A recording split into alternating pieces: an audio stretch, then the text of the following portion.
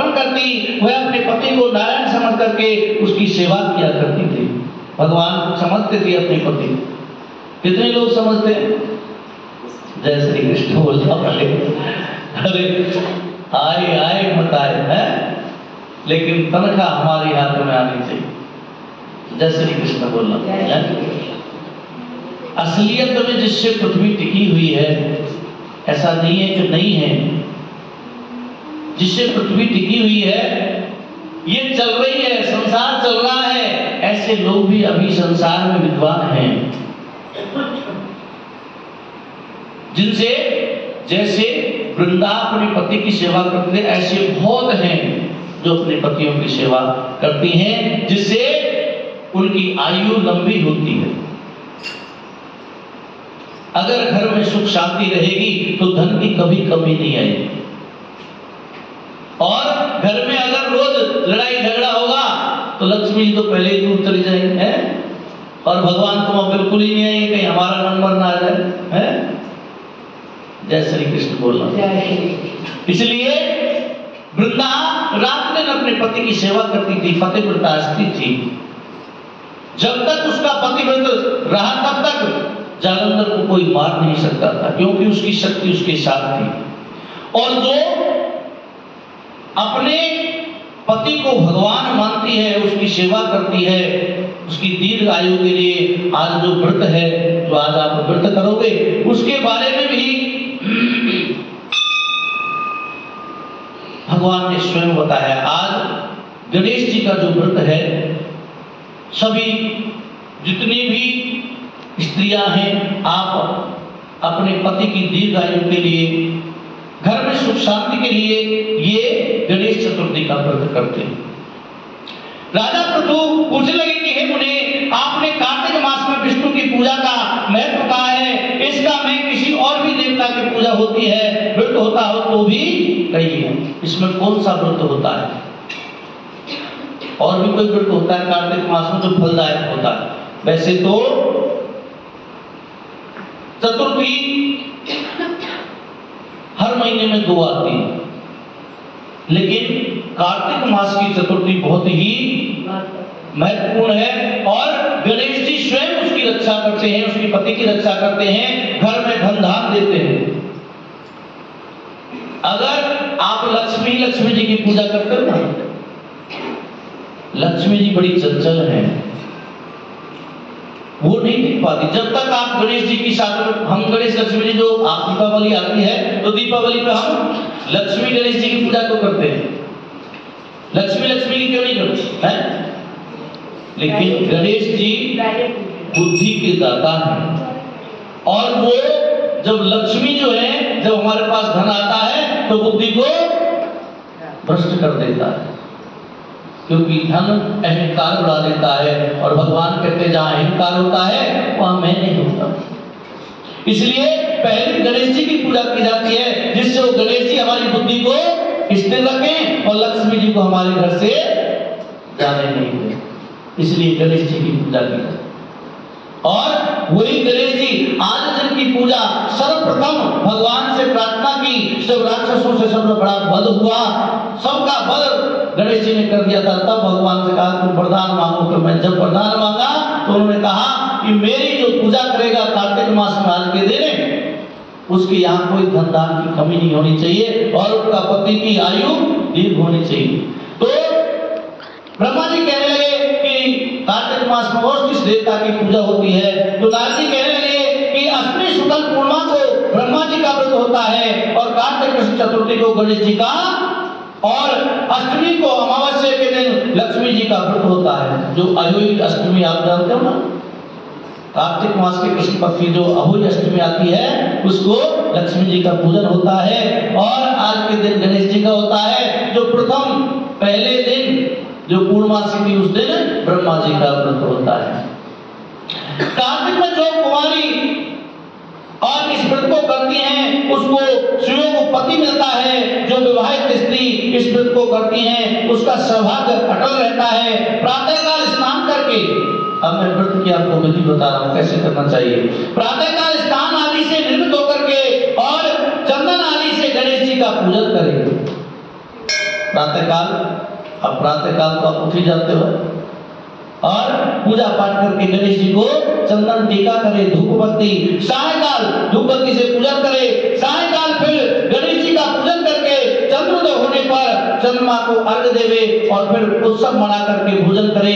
स्त्रियों को अपने सौभाग्य के लिए इस व्रत को अवश्य करना चाहिए।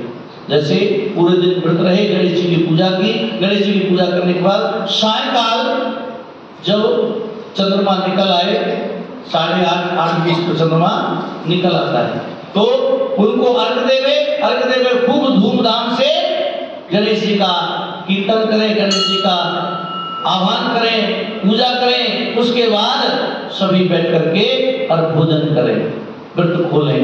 तब नारद कहने लगे कि हे राजा प्रभु, इस व्रत का एक सुंदर इतिहास मैं तुमको कहता हूँ, सुनो। भद्रमती नाम की एक पुरी में और सुधर्मा नाम का एक राजा राज्य करता था। एक सुधर्मा नाम का राजा राज्य करता था। उसके रविदंत, सुधर्मा, जयशर्मा और शोभन नाम वाले 4 पुत्र थे और वीरमती नाम वाली एक कन्या थी। 4 पुत्र थे और एक कन्या थी। उस कन्या वीरमती के विवाह देवव्रत के साथ हो गया। जब वो बड़ी हो गई तो देवव्रत के साथ उसका विवाह करा दिया गया। वो दोनों बड़े ही प्रेम के साथ रहते थे। एक दिन अचानक घर में बैठे हुए देवव्रत को सांप ने काट लिया। उस देवव्रत को सांप ने काट लिया। जब जिससे उसकी मृत्यु हो गई, वीरमती बहुत जोर जोर से रोने लगी, चिल्लाने लगी। उसके चारों भाई तथा माता पिता भी वहां पर आ गए। वो चारों भाई भी आ गए और माता पिता भी आ गए और सारा पुर दुख रूप में समुद्र में डूब गया। दुखी सब हो गए, क्योंकि जब राजा का पुत्र सांप की डस में उसकी मृत्यु हो गई तो पूरा राज्य शोक में डूब गया। और उसी समय दुखों को दूर करने वाले पुलिस ऋषि भी वहां पर आ पहुंचे। वहां पुलिस ऋषि आ गए और आकर के राजा ने हाथ जोड़ करके कहा, महाराज, कौन से पाप कर्म से मेरी कन्या विधवा हो गई? ऐसा इसने कौन सा गलत कार्य किया था या कौन सा इसने पाप किया था जिससे इसका पति खत्म हो गया और ये विधवा हो गई? तब पुलिस ने कहा कि राजन, कार्तिक मास में तुम्हारी कन्या ने गणेश चतुर्थी का व्रत नहीं किया था, इसी पाप से यह विधवा हो गई है। फिर पुलिस जी कहने लगे, क्योंकि कार्तिक मास के जो आज है ना, गणेश जी का व्रत इसने नहीं किया था, इसलिए ये विधवा हो गई। लेकिन मैं आपको कहता हूं, कहने लगे कि एक समय ब्रह्मा, विष्णु, महेश, इंद्रादि सब देवता दैत्यों के नाश का उपयोग सोचने के लिए एकत्रित हुए। उस समय ब्रह्मा जी ने कहा कि गणेश चतुर्थी का व्रत सब दैत्यों का विनाश करने वाला है। यानी कि सब जब राक्षस बढ़ गए, राक्षसों को वध करने के लिए सब देवता एकत्रित हुए और उनकी मृत्यु का कोई उपाय सोचने लगे। जब सोचने लगे तो सबने कहा कि गणेश चतुर्थी का सब मिलकर के व्रत करें, तो राक्षसों का वध अवश्य हो जाए। तब समस्त देवताओं ने कार्तिक कृष्ण चतुर्थी का व्रत किया और दैत्यों पर विजय पाई। विजय प्राप्त होने के बाद सब देवताओं ने गणेश जी से कहा कि वर मांगो, क्योंकि उन्होंने सबका गणेश जी का व्रत किया था जिससे वो सब राक्षस भस्म हो गए, खत्म हो गए। तब सब देवता कहने लगे, हे गणेश जी महाराज, तुम्हारी कृपा से सब राक्षस समाप्त हुए हैं, इसलिए तो हम तुमसे बड़े प्रसन्न हैं, तुम जो चाहो वर मांग सकते हो। तब गणेश जी ने कहा कि जो कोई स्त्री कार्तिक कृष्ण चतुर्थी का व्रत करे और उसका पति चिरंजीव हो, मैं ये वर मांगता हूं कि जो भी स्त्री कार्तिक कृष्ण पक्ष की चतुर्थी का व्रत करे उसका पति चिरंजीव हो, जो ना करे वह स्त्री विधवा हो जाए। अतः इस व्रत को अवश्य और अश्वमेध यज्ञ सब स्त्रियों को जरूर करना चाहिए। यानी कि जितनी भी स्त्रियां हैं विवाहित, उन सबको ये व्रत करना चाहिए। और पुलिस जी कहने लगे कि राजन, तुम्हारी कन्या ने इस व्रत को नहीं किया था, इसी कारण वह विधवा हो गई है। यदि वह अब भी इस व्रत को करे तो उसका मृतक पति जीवित हो जाएगा, इसमें कोई संदेह। अगर ये अभी भी इस गणेश जी की चतुर्थी का व्रत करे तो इसका पति जीवित हो जाएगा, इसमें कोई संदेह नहीं है। यह कहकर के ऋषि तो चले गए और राजा ने अपने जामाता के मृतक शरीर को तेल में डलवा कर दिया।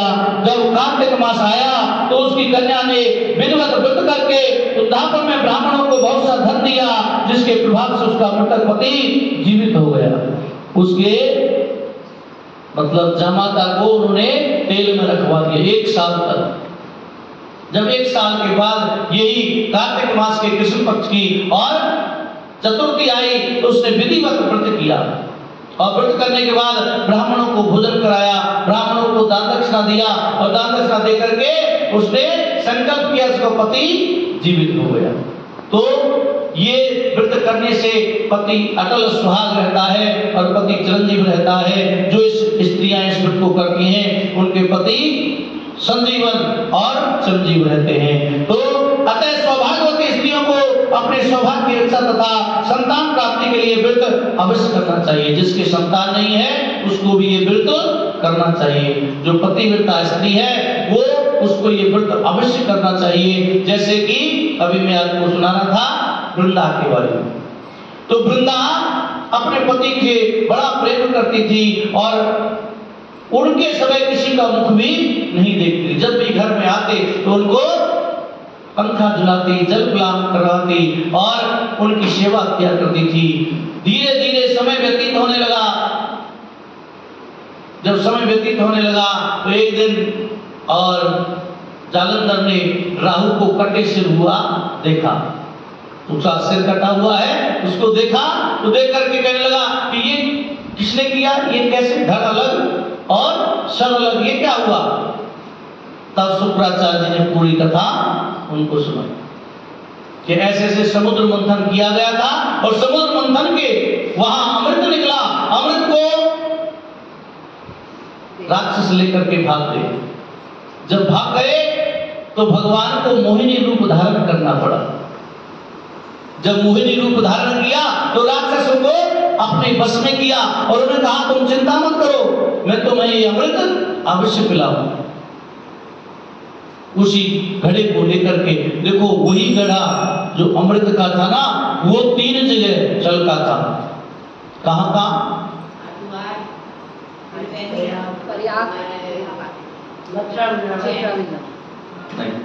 हाँ, प्रयागराज में हर की पौड़ी, जो हर की पौड़ी है वहां, और जो नेमी सारण्य है जहां कथा भगवत की गई थी वहां जाकर के भी उसका जल गिरा था। वो राक्षस जैसे जैसे निकले जहां जहां गिरा वही आज कुंभ लगता है। वैसे मानते हैं कि वृंदावन में उसका असर, वृंदावन में उसका जल गिरा था तो वृंदावन में भी कुंभ लगता है। तो जहां जहां उस अमृत को गिरा था वहां वहां कुंभ लगता है। वहीं उसी राशि में जैसे जिस दिन वो गिरा हुआ था उसी दिन में, जैसे हम जन्मदिन मनाते हैं ना कि इस साल में हमारे बच्चे का जन्म, ऐसे ही वहां कुंभ लगता है, अमृत छलकता है, वहां अमृत अवश्य छलकता है। हर की पौड़ी, कहां? हरिद्वार और संगम प्रयागराज। ये 2 माघ मास में, अब के शायद कुंभ है, माघ मास में शुरू हो जाता है मौनी अमावस्या से, क्योंकि जब बृहस्पति सिंह में आते हैं तब ये कुंभ लगता है, महाकुंभ। 12 साल बाद महाकुंभ लगता है। इसलिए जहां जहां वो अमृत चलता था वहां कुंभ लगता है। तो जाकर के मोहिनी रूप धारण करके विष्णु भगवान ने उस अमृत के घड़े को ले लिया और ला करके सबको एकत्रित किया, देवताओं को एकत्रित किया और राक्षसों को एकत्रित किया कि तुम चिंता मत करो, मैं तुम्हारे पक्ष में हूं, मैं तुम्हें ये जरूर पिलाऊंगा। दोनों को लाइन में बिठा दिया, इधर लाइन लगा दी, इधर लाइन लगा दी। जब लाइन लगा दी तो वो पिलाने लगी तो देवताओं की तरफ से पिलाने लगी। चिंता मत करो, तुम्हें मैं गाढ़ा गाढ़ा पिलाऊंगी, इससे तो ऊपर तो पतला पतला है। वो कहने लगे अरे पहले हमारे से शुरू करो। नहीं नहीं, अरे तुम नहीं जानते हो, ऊपर तो पतला पतला है, नीचे गाढ़ा गाढ़ा है, तुम्हें गाढ़ा गाढ़ा पिलाऊंगी तो तुम अमर हो जाओ। है तो भगवान ने और शुरू किया देवताओं की तरफ से। जब देवताओं की तरफ से शुरू किया तो जैसे ही पिलाने लगे तो ये जो राहु था ना बड़ा ही चतुर था। इसने सोचा हमारे तक नंबर नहीं आएगा, ये तो छल हो रहा है। तो ये जाकर के और चंद्रमा और सूरज के बीच में बैठ गया। जब बैठ गया, जैसे ही इसका नंबर आया, इधर चंद्रमा इधर सूर्य, जैसे चंद्रमा को पिलाकर इसको पिलाया तो पिला करके चंद्रमा जी कहे महाराज, सूरज कहे महाराज ये तो वहां से आ गए। जैसे ही वो पिलाया तो एक घूंट वो पी चुका था। जब पी चुका था तो भगवान ने सुदर्शन चक्र से उसका धड़ अलग कर दिया। जब अमृत पी लिया तो मर तो सकता नहीं, तो दो हो गए, राहु और केतु। जब दो हो गए तो उनको सब देवताओं को जलपान करा। जब जालंधर ने पूछा तो सारी कथा जब शुक्राचार्य जी ने उनको बता दी, तो बताने के बाद जालंधर को क्रोध आया कि हमारे कुल में ऐसा किया। अब तो जब अहंकार होता है और जब अंत समय आता है ना, जब अंत समय होना होता है, जाको दुख दारिद्र देई वाकी मत पहले हर ले।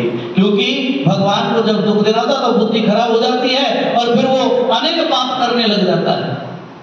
तो ये नहीं समझता है मुझे ये पाप है, कुछ नहीं, वो तो फिर से अनेक चीजों में लिप्त हो जाता है, मदिरापान करना और वैश्यगाम यानी कि अनेक बुरे कर्मों में लिप्त हो जाता है। तो वो जालंधर भी सब देवताओं पर जाकर के चढ़ाई कर दी और लड़ाई लड़ने के लिए तैयार हो। ये हम आपको कथा जो सुना रहे हैं ये तुलसी महत्व की सुनाएंगे। आगे जो वृंदा थी ना वही तुलसी थी है। इसीलिए आज की कथा का हम विश्राम यही देते हैं। आगे की कथा हम आपको कल सुनाएंगे। श्रीमन नारायण नारायण